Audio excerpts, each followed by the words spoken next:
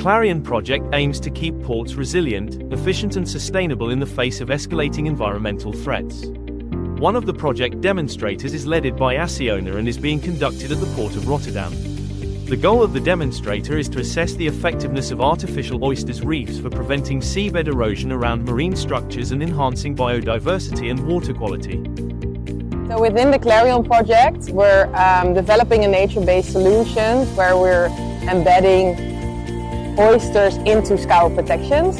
And today in the Alexiahaven, we're here in the Alexiahaven and we're outplacing oysters, tiny baby oysters, which we call spats, and we remote set them using a remote setting method, and we're outplacing them today in the water. The remote setting method is an innovative technique where oyster larvae are set on substrates within a controlled environment. This technique has been developed by the RISO Consortium, and, as part of a collaboration established by the Port of Rotterdam to connect both research initiatives, the CLARION team is using the outcomes of RISO to link this investigation to scour protection and enlarge the artificial reef to be created by adding concrete blocks and additional limestone rocks. After just 1 month growing in a controlled environment, oysters are set onto the rocks and are quite easy to recognize.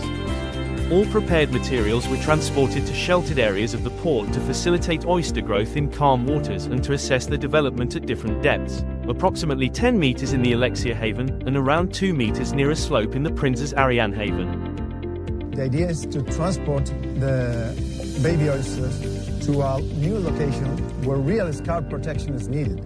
So that's why we are trying and evaluating different transport systems and extraction systems.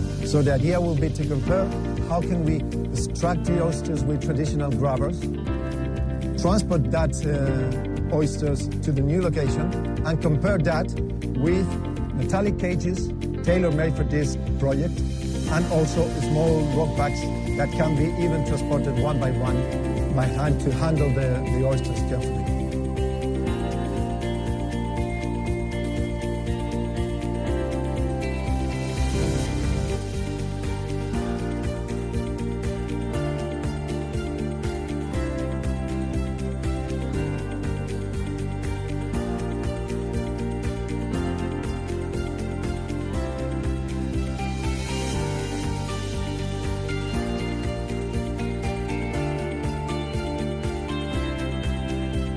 For us it's important because we're in a maritime environment, but we also want to enhance biodiversity and we want to enhance nature-based solutions. So if we can use oysters to actually add some structural value to the scour protection, that's a win-win for us.